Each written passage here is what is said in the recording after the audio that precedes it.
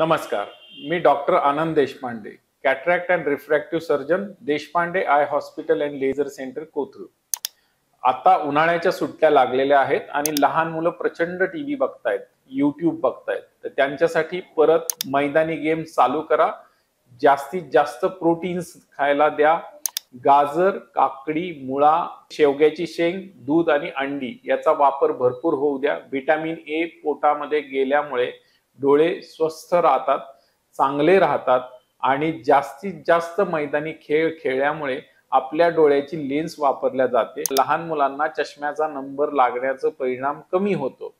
तर सर्व पालकांनी या उन्हाळ्याच्या सुट्टीमध्ये YouTube आणि तत्सम गॅझेट्स, गेम्स हे डाउनलोड न करू देता हार्डली 1 तास मुलांना तो गॅझेट वापरण्याची परवानगी द्यावी.